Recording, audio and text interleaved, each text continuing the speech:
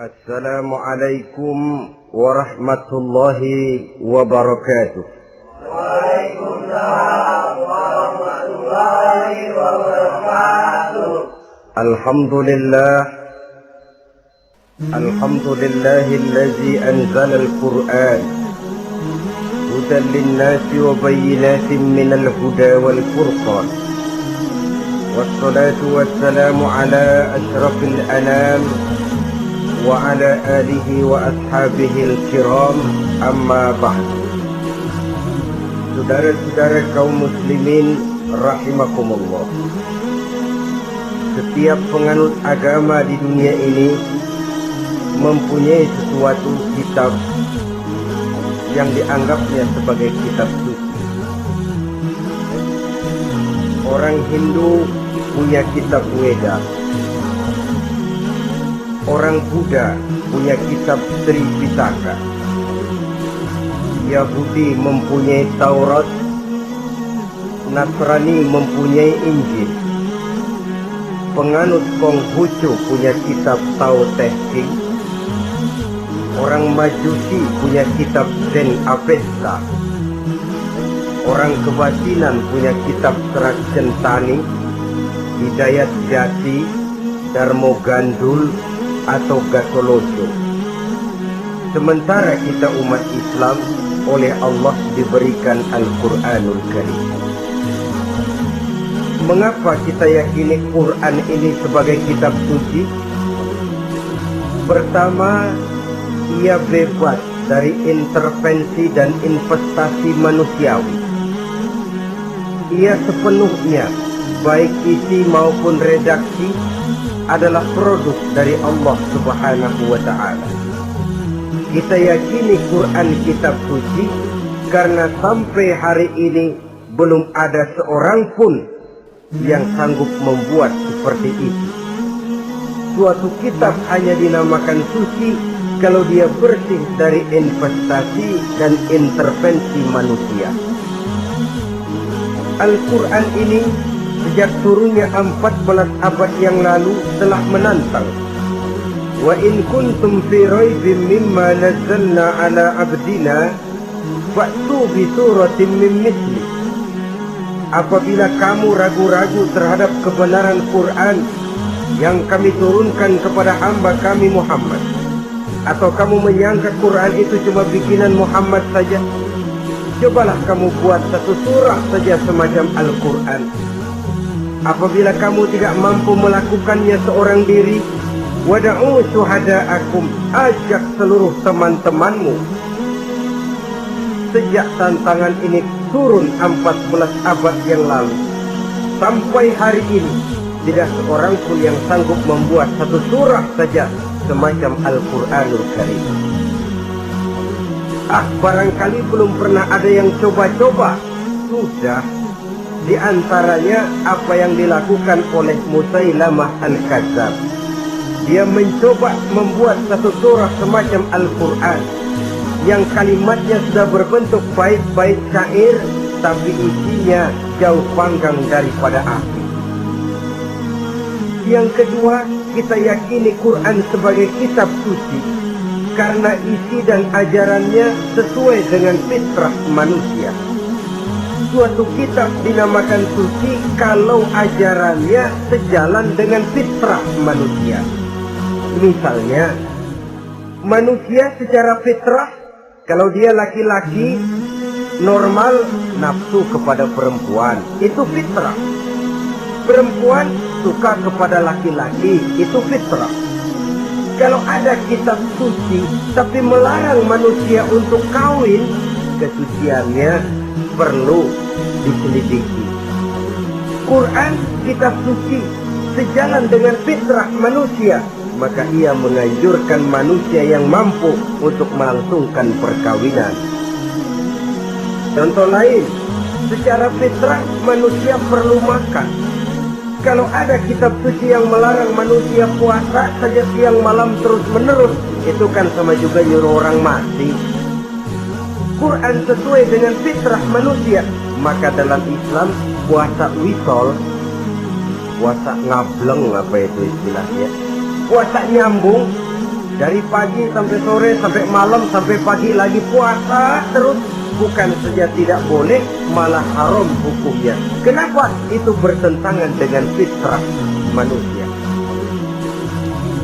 Yang ketiga, kita yakini Quran sebagai kitab suci karena isinya tidak kontroversial. Isinya tidak saling bertentangan satu sama lain. Di ayat manapun Quran mengajarkan Allah itu Esa.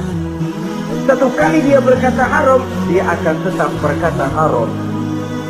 Isinya tidak kontroversial. Sebab kalau ada kitab suci, di satu pihak mengajarkan Tuhan Esa, di lain ayat mengajarkan Tuhan 3, di lain ayat lagi mengajarkan Tuhan 4, kitab kacau namanya. Bagaimana suatu kitab bernama suci kalau isinya kontroversial satu dengan lainnya? Dari 3 kriteria inilah kita yakini Quran sebagai kitab suci. Masalah yang akan kita bicarakan pada pertemuan kita kali ini, bagaimana sikap kita terhadap Al-Quranul Karim sebagai kitab suci. Berangkat dari sebuah hadis di mana Rasulullah Sallallahu Alaihi Wasallam pernah memberikan tawaran. Beliau bersabda, "Man ja'ala al-Qur'ana amamahu qadahu ila al-jannah, wa man ja'ala al-Qur'ana khalfahu saqahu ila an-nar." Siapa yang menjadikan Quran sebagai imam, maka Quran akan membimbing dia ke dalam surga. Tetapi siapa yang menjadikan Quran sebagai makmum, maka Quran akan mendorong dia ke dalam neraka. Pilihan terserah kita. Siapa yang menjadikan Quran sebagai imam, ditempatkannya Al-Quran di depan, dia ikuti petunjuk dan ajaran Al-Quran, maka Quran akan membimbing dia ke surga. Surga dunia, lebih-lebih lagi surga akhirat. Tetapi sebaliknya, siapa yang menempatkan Quran di belakangnya, dia belakangi Al-Quran, dia belakangi perintah dan ajaran-ajaran Al-Quran, dia perturutkan hawa nafsunya dalam kehidupan ini, maka Quran akan mendorong dia ke dalam neraka. Ya, neraka dunia, lebih-lebih lagi neraka akhirat. Pilihan terserah kita. Saya mau tanya, kira-kira Quran dalam hidup kita jadi imam apa jadi makmum? Imam apa makmum? Kalau Quran jadi imam, artinya kita umat Islam jadi makmum. Resiko dan logika tentu. Makmum harus mengikuti imam. Imam takbir, makmum takbir. Imam ruku, makmum ruku. Imam sujud, makmum sujud. Imam tahiyat, makmum tahiyat. Itu namanya Quran jadi imam, kita jadi makmum. Artinya dalam terjemahannya pada kehidupan, kalau merah kata Quran, merah kita kata. Hijau kata Quran, hijau kita bilang. Ke barat kata Quran, ke barat kita pergi. Ke timur kata Quran, ke timur kita berangkat. Halal kata Quran, halal kata kita. Haram kata Quran, haram kita bilang. Itu Quran imam, kita makmum. Nyatanya kadang-kadang kontras. Nyatanya kadang-kadang paradok. Merah kata Quran, hijau dong kata kita. Halal kata Quran, remeng-remeng kata kita. Ke barat kata Quran, ke timur kita pergi. Dalam praktek kita mau jadi makmum, Quran kita suruh jadi imam. Kita sesuaikan Quran dengan selera kita. Mana-mana ayat yang menguntungkan, mana ayat yang sesuai dengan mau kita, itu yang kita baca kuat-kuat. Itu yang kita canangkan ke tengah masyarakat ramai. Tapi manakala Quran itu bertentangan dengan nafsu kita, bertentangan dengan gaya dan kepribadian kita, kita umpetin itu Quran. Kalau kita cuma umpetin lumayan, kadang-kadang kita tuduh Quran ketinggalan zaman. Kita anggap Quran tidak relevan lagi dengan situasi dan kondisi. Kalau sudah begitu, sudah menyeberang terlalu jauh namanya. Saudara-saudara kaum muslimin rahimakumullah. Inilah makna hadis Nabi yang diriwayatkan dari Imam Ali bin Abi Thalib, bersabda Rasul, "Man qara'al Qur'ana fastazharahu wa ahalla halalahu wa harrama haramahu adkhalahul jannah." Barang siapa yang membaca Al-Quran lalu memperhatikannya, kemudian menghalalkan yang halal dan mengharamkan yang haram, maka Allah akan memasukkan orang itu ke dalam surga, ya surga dunia, ya surga akhirat. Apabila kita renungi hadis ini, maka untuk berimam kepada Al-Quran ada 3 jalan utama yang harus kita laksanakan. Pertama, dari kalimat man qara'al Qur'an, barang siapa yang membaca Al-Quran. Ini artinya siapa yang ingin menjadikan Quran sebagai imam di dalam kehidupan, jalan pertama yang harus ditempuhnya menanamkan kegemaran membaca Al-Quranul Karim. Al-Quran gharibun bima baina qaumin la yaqra'una. Quran akan jadi asing, Quran akan jadi aneh kalau terletak di tengah rumah orang Islam yang tidak suka membaca Al-Quranul Karim. Jadi langkah pertama, tanamkan kegemaran membaca Al-Quran. Saya tidak menyalahkan kalau remaja kita gandrung kepada Stevie Wonder. Baik kalau mereka senang kepada suara emasnya Michael Jackson atau suaranya Madonna. Tapi kalau sampai harus mengalahkan kecintaan mereka kepada membaca Al-Quran, ini ironi. Sebagai orang tua, kalau anak-anak kita buta huruf Latin, katanya menghambat pembangunan. Bahkan pemerintah saja menggalakkan bebas 3B, buta aksara diantaranya, supaya rakyat bisa membaca huruf Latin.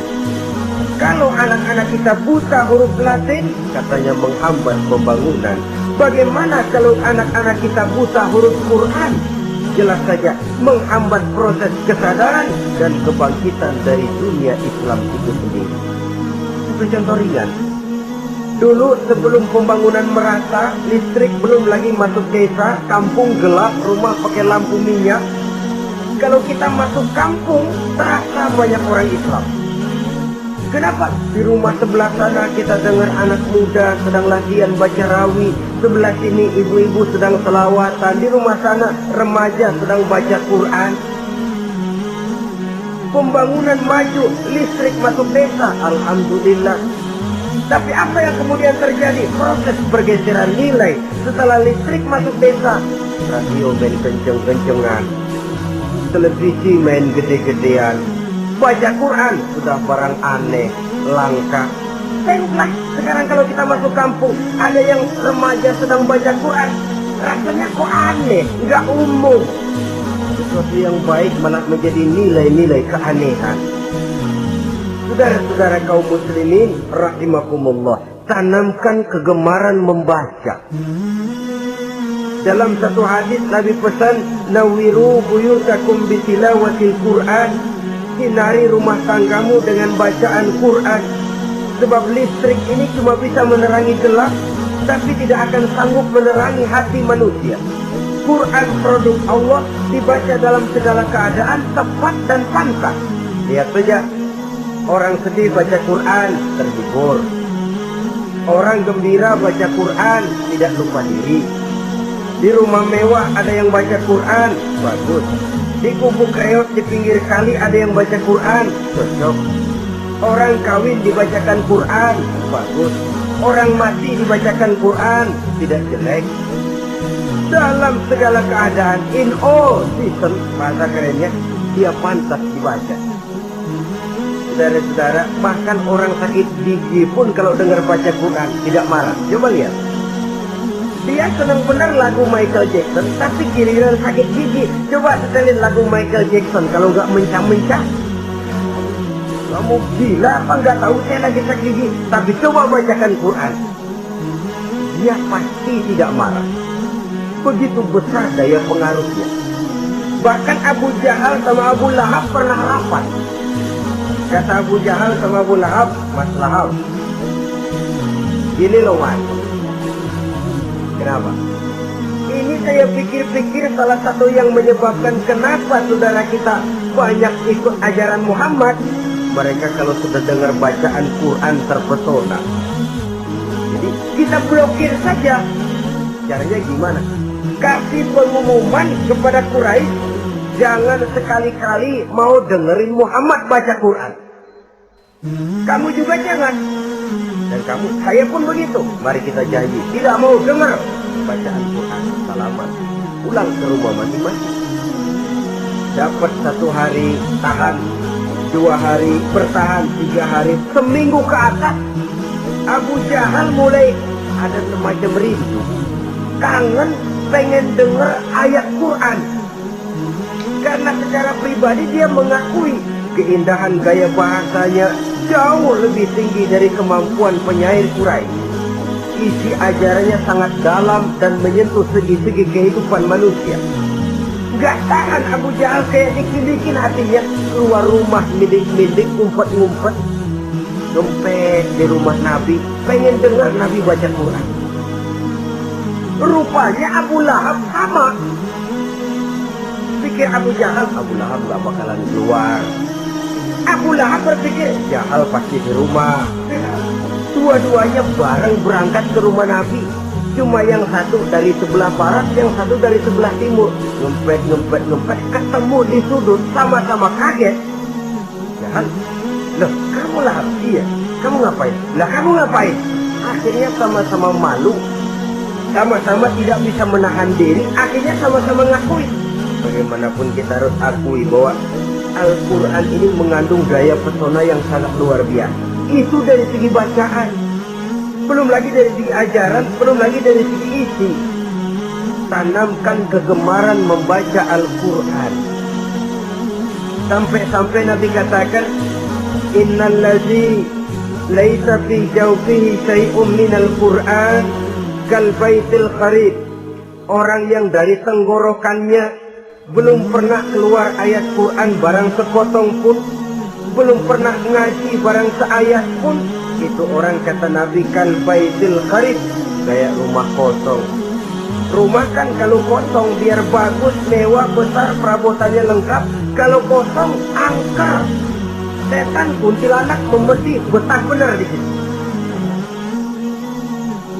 Saudara-saudara kaum muslimin rahimakumullah. Dalam satu percontohan Nabi mengatakan begini, Masalul mu'minin ladzi yaqra'ul Qur'an kamasalil utrujah rihuha thayyibun wa ta'muha murr wa ta'muha thayyibun. Orang mukmin yang suka membaca Quran adalah ibarat buah utrujah. Baunya wangi, rasanya lezat. Kira-kira kalau di negeri kita buah apa utrujah? Semacam jeruk yang manis lah. Sudah baunya wangi, rasanya enak. Itu buah. Orang mukmin yang suka baca Quran kayak buah itu. Baunya wangi, rasanya enak. Artinya syiarnya hidup, isinya memang orang mukmin. Sebaliknya, wa masalul mu'minil ladzi la yaqra'ul Qur'an kamasalit tamrah la riha laha wa ta'muha hulwun. Orang mukmin yang tidak suka baca Quran kayak korma. Rasanya emang manis, cuman kagak ada baunya. Artinya apa? Siarnya kurang. Kalau orang belum tapi kenal kan kagak mau makan korma. Kenapa? Nggak ada baunya. Daya tariknya kurang, walaupun rasanya enak. Kalau daya tariknya nggak ada, kan nggak ada iklannya, tidak ada siarnya. Itu orang mukmin yang tidak suka membaca Quran. Ibarat buah, nggak ada baunya, walaupun rasanya enak. Orang kurang tergerak, kurang siar, kurang daya tarik. Sebaliknya, wa masalul munafiq alladzi yaqra'ul Qur'an kamasalir raihana rihuha thayyibun wa ta'muha murr. Orang munafik yang suka baca Quran seperti buah raihana. Apa itu? Baunya wangi, rasanya pahit. Orang munafik baca Quran kayak buah itu. Baunya sih enak, cuman rasanya pahit. Yang munafik baca Quran. Siarnya sih lumayan, daya tariknya hebat, isinya munafik. Nah, paling jelek orang munafik yang gak suka baca Quran. Wa masalul munafiqil ladzi la yaqra'ul Qur'an kamasalil hanzalah laisa laha rihun wa ta'muha murrun. Orang munafik yang tidak suka baca Quran seperti buah hanzalah, sudah enggak ada baunya, rasanya pahit lagi. Kalau buah pacek kali. Udah baunya kagak ada, kalau dimakan bikin orang jelek. Saudara-saudara kaum muslimin rahimakumullah, tanamkan kegemaran membaca Al-Qur'an, karena membaca Al-Qur'an merupakan ibadah yang besar. Bahkan kata Nabi, afdalu ibadati abdi qiraatul Qur'an. Nilai ibadah yang paling baik dari hambaku adalah ibadah membaca Al-Qur'an. Dalam sholat pahalanya lebih besar di luar sholat daripada di luar sholat. Dengan wudu pahalanya lebih besar daripada tanpa wudu. Mengerti pahalanya lebih besar daripada tidak mengerti. Tapi tidak mengerti pun jangankan membaca, mendengar saja orang baca Quran dengan baik sudah didoakan untuk mendapat rahmat. Berpahala mendengar bacaan Al-Quran walaupun tidak mengerti. Apalagi membaca sendiri, apalagi mengerti apa yang kita baca, justru pahala itu akan jauh lebih besar.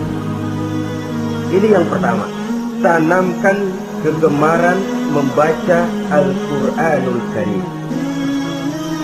Yang kedua, dalam hadis tadi, fastazharuh, man qara'al Qur'ana fastazharuh. Siapa yang membaca Al-Quran kemudian memperhatikannya. Jadi kalau kita mau berimam kepada Al-Quran, setelah menanamkan kegemaran membaca, yang kedua, perhatikan, pahami isinya. Jangan seperti monyet pakai mahkota, ketawa girang, cengengesan, tapi dia tidak tahu arti kebesaran mahkota yang disandangnya. Bangga dengan Al-Quran, tapi apa kandungannya kita tidak mengerti. Untuk memahami Al-Quran ini, caranya bagaimana? Tentu mudah saja. Seperti contoh, kalau kita ingin mengerti caranya bikin tahu, jangan bertanya kepada montir mobil. Montir mobil ahli betul urusan mesin, tapi kalau urusan tahu, tanya dong tukang tahu.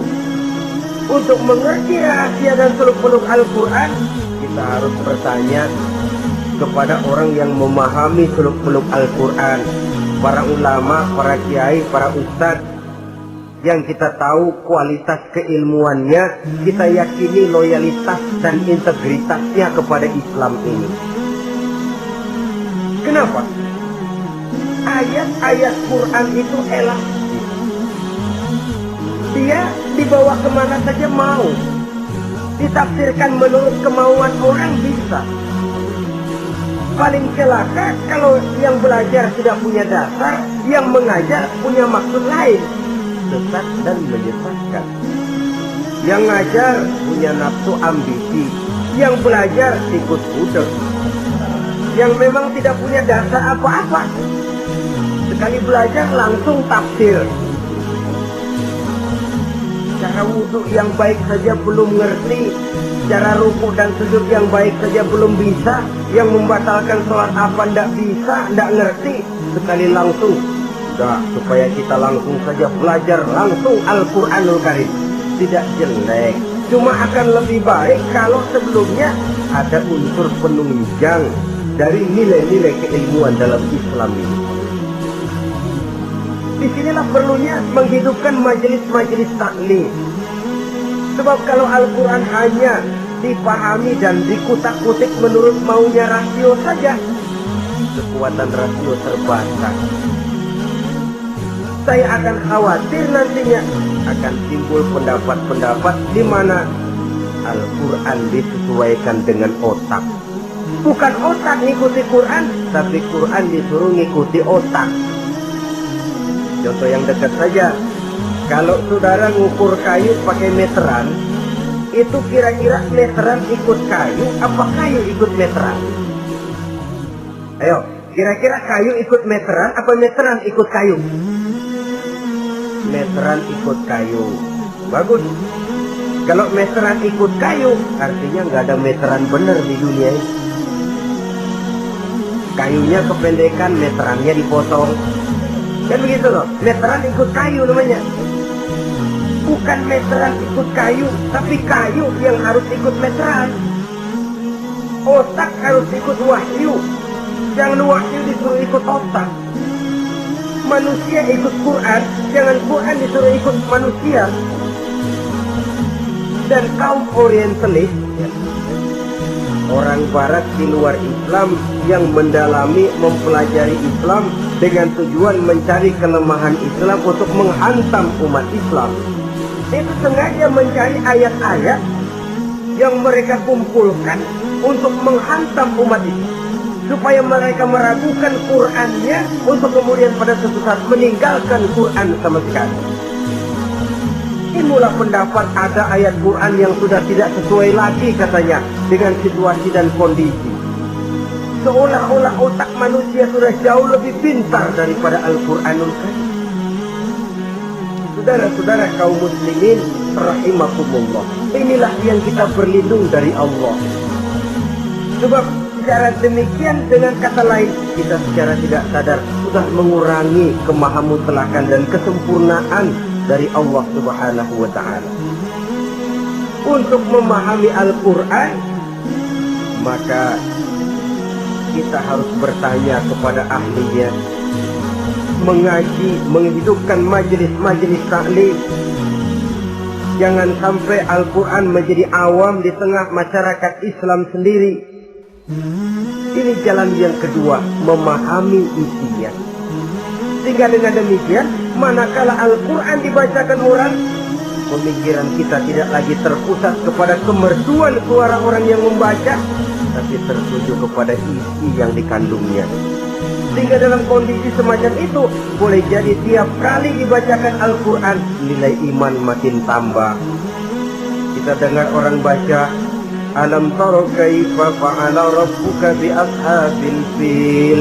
Terbayang oleh kita bagaimana Raja Abraha dengan pasukannya mau menghancurkan Ka'bah.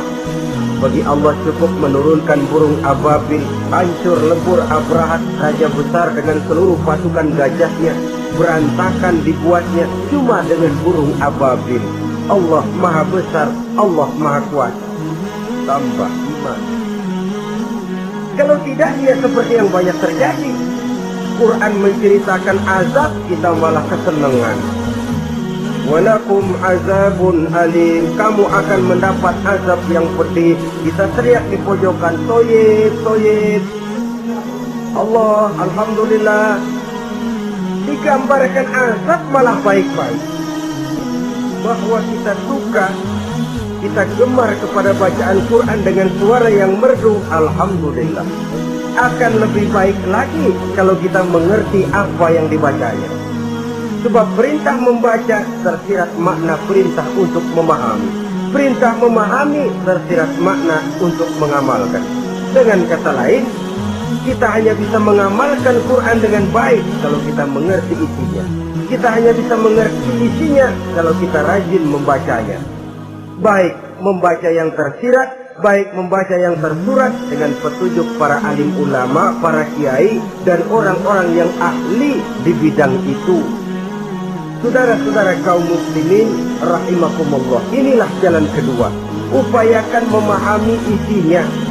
Hidupkan kajian-kajian agama, hidupkan majelis-majelis taklim. Jangan sampai Al-Quran asing di hati kita sendiri. Jangan sampai kita awam terhadap makna kandungan dan ajaran Al-Quran, sementara kita yakini bahwa dialah yang akan bisa membimbing kita menuju kebahagiaan sejak dari dunia sampai ke akhirat nanti. Jalan ketiga untuk berimam kepada Al-Quran, setelah menanamkan kegemaran membaca, lalu berupaya memahami isinya, yang ketiga adalah mengamalkannya dalam kehidupan sesuai dengan kemampuan yang kita miliki. Quran tidak akan membawa berkah Kalau ajaran yang terkandung di dalamnya kita baca, tapi kemudian kita injak-injak dalam praktek kehidupan. Quran mengatakan riba haram, tapi praktek kita dalam hidup malah senang betul kepada riba. Quran mengajarkan jagalah kesatuan persatuan dan ukhuwah Islamiyah. Praktek yang kita lakukan malah centang berenang, malah saling bertolak belakang, malah kadang menjegal kawan seiring, menggunting dalam lipatan, ramai kita dengan kita. Lalu kelemahan pun menjadi kenyataan di mana-mana. Quran sekali lagi tidak akan membawa berkah kalau yang kita baca kita injak-injak. Tentang pengamalan Al-Quran ini, Allah Subhanahu wa ta'ala mengklasifikasi manusia dalam firman-Nya, "Tsumma awrasnal kitaba allazina istafaina min ibadina." Kemudian kami wariskan Al-Quran ini kepada hamba-hamba kami yang kami pilih. Ya Allah, coba saja kita lihat ayat ini. Quran kitab pilihan diberikan kepada umat pilihan, yaitu kita-kita ini. Lalu bagaimana umat pilihan ini setelah menerima Al-Quran? Terbagi dalam 3 kelompok besar. Pertama, kata Allah, "Faminhum zalimun li nafsihi." Di antara mereka ada yang setelah menerima Al-Quran kemudian zalim kepada dirinya sendiri. Artinya hanya mulutnya saja yang menerima Al-Quran, tapi perbuatannya menginjak-injak Al-Quran. Orang semacam ini tidak zalim kepada Allah, tidak zalim kepada Rasulullah, tetapi orang semacam ini zalim kepada dirinya sendiri. Dia terima Quran dengan mulutnya, tapi dia injak-injak Quran dengan perbuatannya. Na'udzubillah summa na'udzubillah. Kelompok yang kedua, وَمِنْهُمْ مُقْتَصِدٌ. Di antara mereka ada yang setelah menerima Al-Quran lalu muqtasid. Muqtasid ini 50-50, ngambil jalan tengah. Ajaran Quran dipakai, ajaran setan dikerjain. Artinya juga perintah Quran oke, larangan Quran ho-ho. Saudara-saudara, malaikat bingung bagaimana monternya nih anak ini. Perintah Quran dikerjain, larangan Quran juga dikerjain. Ini muqtasid. Nah, yang ideal adalah golongan yang ketiga, kata Allah, "Wa minhum sabiqun bil khairati biiznillah." Di antara mereka ada lagi yang setelah menerima Al-Quran lalu berlomba-lomba melaksanakannya, berlomba-lomba mengamalkan kebaikan, dan itu hanya bisa terjadi biiznillah, dengan izin dari Allah. Hidayah, saudara-saudara. Berapa banyak orang yang mengerti Quran tapi hidupnya jauh dari cahaya Quran. Berapa banyak orang yang ahli Quran tapi cahaya Quran tidak menerangi kehidupannya. Berapa banyak orang yang ahli hukum tapi bikin bingung masyarakat dengan fatwanya. Saudara-saudara kaum muslimin, kenapa bisa terjadi? Itu tidak ada hidayah, tidak biiznillah, tidak ada izin dari Allah. Maka bisa membaca Quran, alhamdulillah. Bisa memahaminya, kita bersyukur kehadiran Allah. Lebih penting dari itu, kita mohon hidayah agar bisa mengamalkannya sesuai dengan kemampuan kita. Saudara-saudara kaum muslimin rahimakumullah, mana yang lebih banyak di zaman kita sekarang ini? Kita bisa analisa. Ada yang menerima Quran hanya dengan mulutnya saja. Kalau ditanya, Tuhanmu siapa? Allah. Kiblatmu mana? Ka'bah. Saudaramu siapa? Umat Islam. Kitab sucimu apa? Quran. Kamu bisa baca? Enggak. Ya, kalau cuma tidak bisa baca, barangkali kadang-kadang Quran saja pun tidak punya. Ini yang ironi, ini yang menyedihkan. Saudara-saudara kaum muslimin rahimakumullah, tanpa melaksanakan konsepsi Al-Quran di dalam kehidupan, maka kesenangan kita membacanya, pengertian kita tentang Al-Quran barangkali tidak akan bisa berbuat terlalu banyak di dalam kehidupan. Maka sekarang ini sudah ada terjemahan Quran dalam bahasa Indonesia, dalam bahasa daerah, dalam bahasa Inggris, Belanda, bahkan Jerman, yang masih harus terus dan selalu ditingkatkan terjemahan Quran di dalam kehidupan. Dengan kata lain, kita umat Islam menunggal dengan Quran kita. Jangan cuma jadi kebanggaan Islam tinggi, tidak ada yang lebih tinggi dari Islam. Quran kitab suci, tidak ada yang bisa menandinginya. Qurannya, tapi umatnya, kadang-kadang kita ini jauh panggang daripada api. Kita bersyukur musabaqah tilawatil Quran dihidupkan dengan biaya bermiliar rupiah, ya dari tingkat kelurahan, kecamatan, wali kota, provinsi sampai kepada tingkat nasional untuk menanamkan kegemaran membaca Quran. Setelah itu hendaknya diadakan peningkatan dengan upaya memahaminya, sehingga pada suatu saat boleh kita adakan musabaqah pengamalan Quran. Hadiahnya sudah langsung dari Allah sendiri. Ini yang kita perlu berlomba mengamalkan ajaran Quran. Sabiqun bil khairat, berlomba mengamalkan ajaran-ajaran Al-Quranul Karim. Nah, oleh karena Al-Quran ini dalam bentuknya yang umum kadang-kadang hanya menjelaskan satu persoalan secara global, kita memerlukan tuntunan sunnah dari Rasulullah Shallallahu Alaihi Wasallam.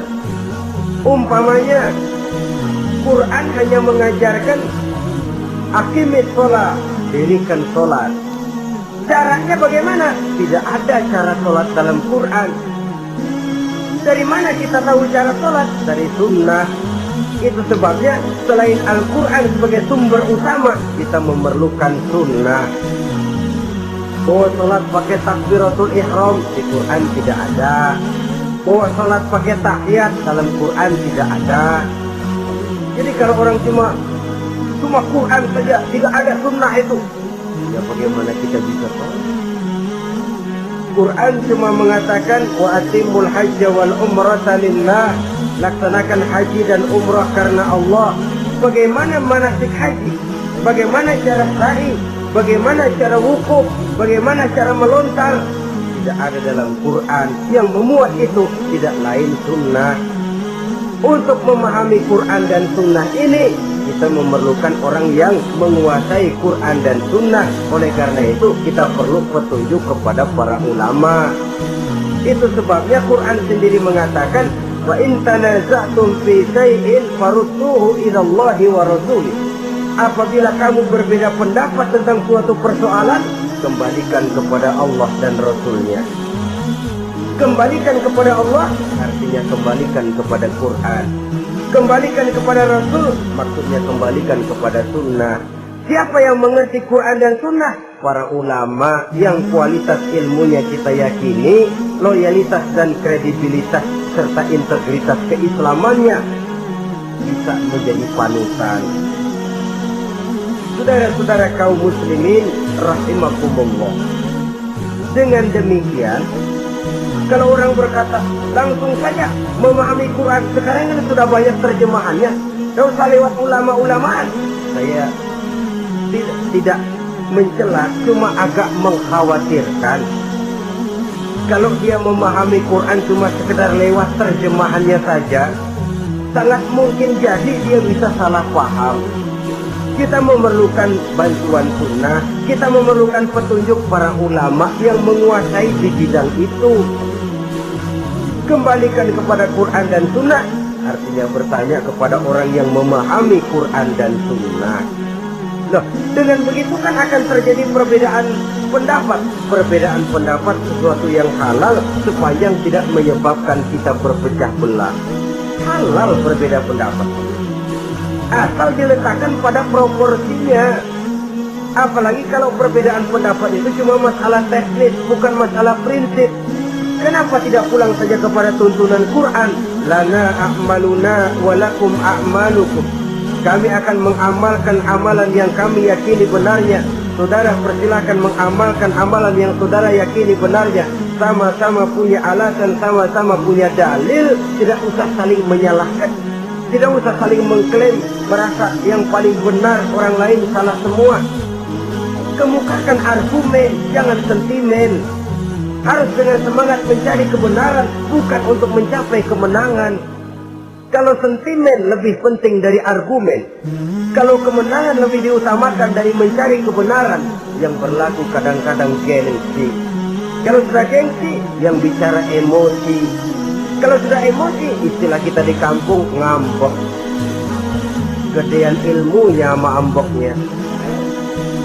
Kadang-kadang, saya kalau nggak jadi imam nggak mau sembahyang di situ.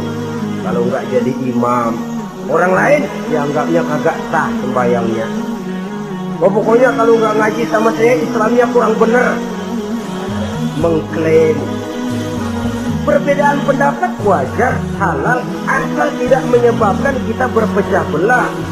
Dan sewajarnya kita lebih berusaha mencari titik pertemuan, memperbesar persamaan, dan bukan mengutak-ngutik perbedaan. Kadang-kadang inilah penyakit kita. Satu kunut, satu tidak sembahyang subuhnya, bisa RT. Satu usoli, satu tidak, bisa RW. Satu azan sekali Jumatan, satu dua kali, bikin masjid lagi. Kenapa bukan persamaannya yang dicari? Kenapa justru perbedaannya yang diperbesar? Yang masalah macam ini sampai kiamat tidak pernah selesai. Kan lebih baik kalau kita ditanya orang, Pak, sholat subuh itu pakai kunut apa tidak sih? Kalau saya pakai. Kalau yang tidak pakai kunut bagaimana Pak? Betul, kata yang tidak pakai. Jadi yang pakai kunut betul, betul karena saya pakai kunut. Yang tidak juga betul, betul kata yang tidak pakai. Kalau yang kunut betul, yang tidak kunut betul. Lalu yang salah yang mana Pak? Yang salah yang subuh nggak sembahyang. Lebih objektif, proyek garapannya ada, umat tidak berpecah belah. Yang konyol kadang-kadang khutbah Jumat pakai membongkar khilafiyah, menghantam tahlil, menghantam kunut. Selesai sembahyang Jumat, apa yang terjadi? Umat resah, masyarakat gelisah, polemik timbul, masalah tidak terselesaikan. Orang jadi khotib itu raja dalam mimbar Jumat, siapa yang mau bantah dia? Kalau memang mau buka itu persoalan khilafiyah, buka dalam forum khusus. Adakan pengajian, jelaskan masalahnya secara luas, mendasar. Jangan mengklaim dan memponis. Berikan kebebasan kepada umat untuk menilai. Masalahnya selesai, yang tidak puas bisa bertanya. Saudara-saudara, sudah lewat masanya kita meributkan soal ini. Sudah datang waktunya di mana kita lebih mementingkan dan membicarakan masalah-masalah yang lebih mendesak dihadapi oleh umat. Kemiskinan misalnya, kebodohan misalnya, keterbelakangan umpamanya, peluang untuk mendapatkan pendidikan yang layak bagi anak-anak kita yang berotak cerdas tapi tidak punya kemampuan ekonomi umpamanya. Itu akan lebih objektif ketimbang kita membicarakan masalah-masalah yang sampai kiamat tidak akan pernah selesai, yang hanya akan menyebabkan kita menjadi lemah, persatuan koyak, solidaritas sosial lalu menurun, saling curiga menjadi tumbuh karenanya, dan pada akhirnya kita tidak akan pernah bisa berbuat banyak. Untung kalau tidak menjadi tertawaan bagi orang yang berdiri di luar pagar. Saudara-saudara kaum muslimin rahimakumullah, sekali lagi, Al-Quran tidak akan membawa berkah kalau yang kita baca kita injak-injak. Oleh karenanya, untuk berimam kepada Quran ini, sekali lagi, pertama, tanamkan kegemaran membaca. Yang kedua, upayakan memahami isinya melalui bimbingan orang yang ahli bidang itu. Yang ketiga, amalkan sesuai dengan kemampuan. Sebab itu ada prinsip, kalau isi suatu hadis nampaknya bertentangan dengan otak, kesohihan hadis itu boleh diperiksa. Tapi kalau ayat Quran nampaknya bertentangan dengan otak, otaknya yang harus diperiksa. Jangan Qurannya lalu disesuaikan dengan otak. Sebab kalau kita sudah berani berteori, ada ayat Quran yang tidak sesuai dengan keadaan. Ayat yang mana? Yang ini. Tahun depan tambah lagi, tahun depan tambah lagi. Makin lama makin habis Al-Quran. Yang perlu diperbarui cara kita memahami Quran. Bukan dengan mengemukakan teori ayat Quran kehilangan relevansi. Cara kita memahami barangkali yang kurang relevan. Dalam situasi, dalam konteksnya dengan situasi dan kondisi. Jangan lupa, Al-Quran ini kan untuk semua umur. Dia bisa dipahami secara filosofis, dia bisa dipahami dengan kacamata orang awam. Tingkat kemampuan berpikir orang tidak semuanya sama. Kalau semua orang kita mau ajak berfilsafat, merenung dalam-dalam, menerawang tinggi-tinggi, ialah buat mereka yang terjangkau oleh perguruan tinggi. Tapi buat saudara-saudara kita, pedagang-pedagang kecil, petani di desa-desa terpencil, remaja-remaja yang jauh dari sentuhan teknologi canggih, sanggupkah mereka berpikir filosofis? Sementara mereka merupakan bagian terbesar dari kondisi umat ini. Saudara-saudara kaum muslimin, oleh karenanya ditentang membaca, memahami dan mengamalkan. Rasulullah Sallallahu Alaihi Wasallam pernah memberikan sugesti. Beliau bersabda, "In aradtum aisas su'ada," apabila kamu menginginkan kehidupan yang bahagia, hidup seperti hidupnya orang-orang yang bahagia, dan tentu ini keinginan kita semua. Wa mautas syuhada, dan menginginkan mati sebagai matinya para syuhada, para pahlawan pembela agama, orang yang mati syahid. Wah, ini sudah tidak duanya ini. Hidup mulia, mati syahid, dapat dua-duanya. Wan najata yaumal hasri, dan ingin mendapat keselamatan pada hari hasyar, hari pengumpulan manusia di padang mahsyar. Wa zilla yaumal harri, dan mendapat perlindungan dari Allah pada hari yang sangat panas. Wal huda minadh dhalalah, dan mendapat petunjuk dari kesesatan. Ini keinginan semua orang. Kan yang kita cari apa sih? Hidup bahagia. Biar tidak kaya asal bahagia, tidak enak. Lalu apalagi? Matinya sebagai syahid. Kemudian di hari pengumpulan nanti mendapat keselamatan. Lalu pada saat orang lain kepanasan kita mendapat perlindungan. Kemudian orang lain kebingungan kita mendapat petunjuk. Kalau ini yang diinginkan kata Nabi, resepnya fa'azimu qira'atal Qur'an, maka lazimkan, biasakan olehmu membaca Quran. Tidak ada terlambat. Idealnya memang dari kecil, sebab lidah kalau sudah kaku berat. Suruh baca innallaha laghaniyun hamid, lidahnya berat. Innallaha lampuniyun hamid, lampuniyun, laghaniyun jadi lampuniyun. Lidah itu kalau sudah berat ya memang berat. Disuruh baca ya Bani Israel, lidahnya berat. Ya Bini Israel, jadi ya Bini Israel. Saudara-saudara, idealnya memang dibiasakan dari kecil supaya lidah itu ringan. Kalau tidak ada istilah terlambat. Saya malu Pak, belajar alif-alifan udah gede. Ya jangan alif-alifan, alif beneran. Alifan kapan bisa ya? Alif beneran yang dipelajari. Tidak ada istilah terlambat, tidak ada istilah malu untuk belajar Al-Quran ini. Saudara-saudara kaum muslimin rahimakumullah, ini sugesti untuk menanamkan kegemaran membaca. Lalu sugesti untuk memahaminya, itu banyak ayat, banyak hadis. Mengapa tidak diantara kamu sekelompok orang yang berangkat untuk memperdalam, memahami agama? Falaula nafaro min kulli firqatin minhum ta'ifatun liyatafaqahu fid din.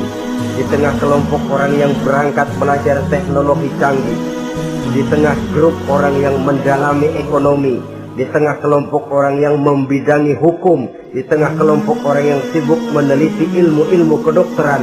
Mengapa tidak ada kelompok orang yang secara takhasus dia tafaqahu fid din, mendalami agama ini, mendalami Quran ini? Harus ada.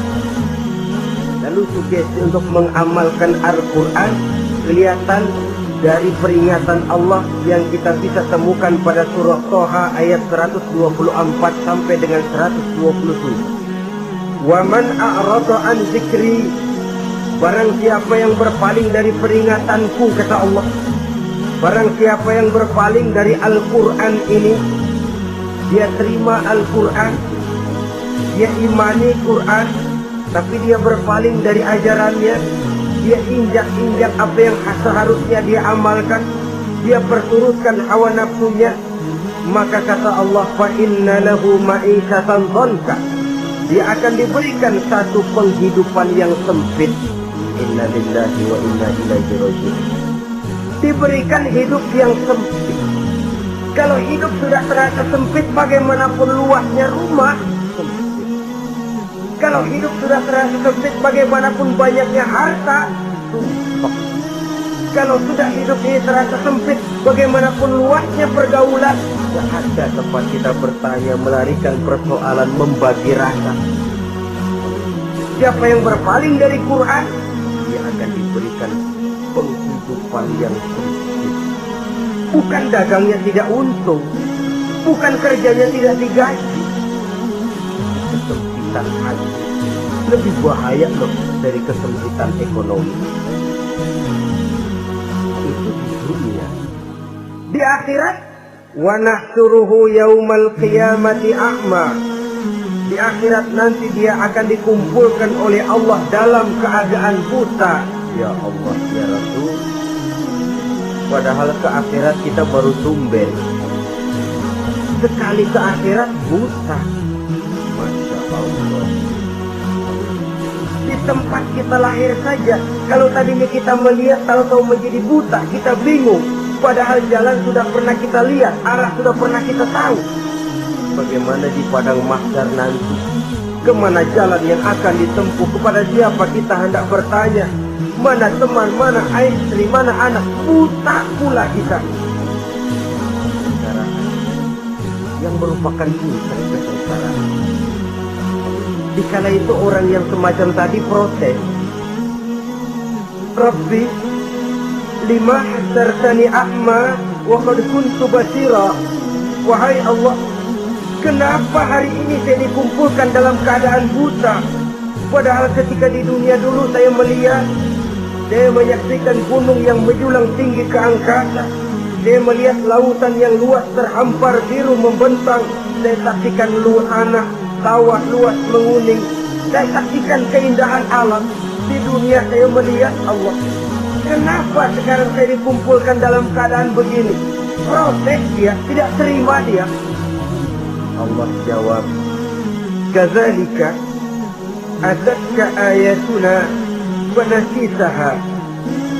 Kata Allah, begitulah memang. Dahulunya waktu di dunia telah datang ayat-ayat kami kepadamu, telah turun Al-Quran, telah datang agama, fanasisaha, tapi kamu lupakan dia. Kamu lupakan Quran, kamu lupakan Islam. Datang ayat, turun Quran, turun agama, kamu belaga filon, kamu belaga nggak tahu. Wa kadzalikal yauma tunsa, maka hari ini pun begitulah kamu dilupakan. Sebagaimana dulu waktu di dunia, kamu telah melupakan ayat-ayatku, melupakan kitabku, melupakan ajaran-ajaranku. Hari ini kamu pun dilupakan. Seolah-olah Tuhan cuma nggak bilang. Mereka protes, Tuhan, kenapa saya buta padahal di dunia saya melihat? Kata Tuhan, kalau bahasa kita, lu rasain. Lu sih, kenapa dulu di dunia? Pura-pura nggak lihat. Kenapa waktu di dunia? Pura-pura nggak tahu. Kenapa waktu di dunia? Kamu lupakan Quran, maka hari ini pun engkau kami lupakan. Wa kadzalikal yauma tunsa. Wa kadzalika najzi man asrafa ولم يؤمن بآيات ربه والعذاب الآخرة أشد وأبقى.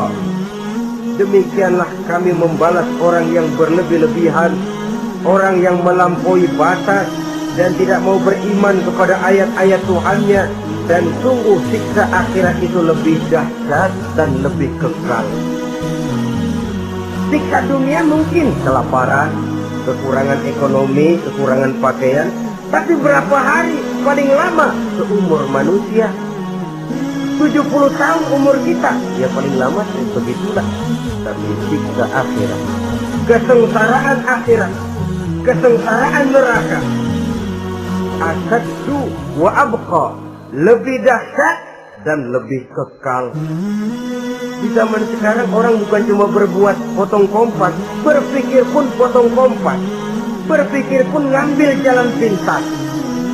Dia lebih memilih kesenangan yang sedikit dengan mengorbankan kesenangan yang abadi. Dia mengejar surga yang sebentar dengan menghancurkan surga yang kekal. Dicarinya surga dunia, hidup cukup, rumah bagus, makan bagus, pakaian bagus, istri bagus, dengan menghalalkan segala macam cara, berpaling daripada kehidupan agama. Injak Al-Quranul Karim. Kita berlindung kepada Allah, jangan sampai dimasukkan dalam kelompok yang di akhirat nanti dibangkitkan dalam keadaan buta. Na'udzubillah, summa na'udzubillah. Di sini kita terkesan dengan apa yang dikatakan Sayyid Muhammad Abduh, al-Islam mahjubun bil muslimin. Kebesaran Islam kadang-kadang tertutup oleh tingkah laku umat Islam sendiri. Keluhuran dan kesempurnaan Al-Quran tertutup oleh kebodohan umat Islam. Sedangkan untuk mengungkapkan rahasia Al-Quran ini diperlukan keahlian yang kompleks. Saudara yang di Fakultas Teknik belajar teknologi, ungkap buka rahasia Quran di bidang teknologi. Saudara yang di bidang kedokteran, ungkap buka rahasia Al-Quran di bidang kedokteran. Saudara yang ahli geologi, pelajari struktur kulit bumi dengan mengungkap rahasia Al-Quran. Sehingga pengkajian kita tentang teknologi, pengkajian kita tentang angkasa luar, pengkajian kita tentang anatomi manusia akan berakhir kepada Subhanaka ma khalaqta hadza batila. Ya Allah, tidak satu pun yang Engkau ciptakan ini sia-sia. Perut bumi mengandung minyak, timah, kekayaan yang berharga untuk manusia. Mempelajari angkasa luar bisa memahami musim dan menyelamatkan manusia.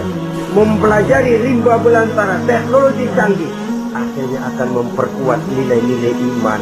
Menerjemahkan ajaran Quran lewat disiplin ilmu yang kita kuasai masing-masing, untuk kemudian bekerja sama bahu-membahu dalam rangka mengimani Al-Quran,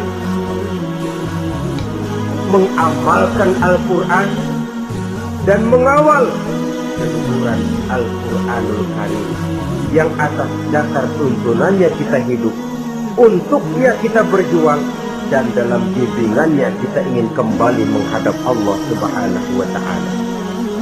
Inilah pertemuan yang singkat ini. Mudah-mudahan kita diberikan kekuatan oleh Allah untuk berimam kepada Al-Quran, menjadikannya sebagai pedoman utama di dalam kehidupan kita. Terima kasih atas segala perhatian. Mohon maaf atas segala kekurangan. Usikum wa nafsi bitaqwallah. Wassalamualaikum warahmatullahi wabarakatuh.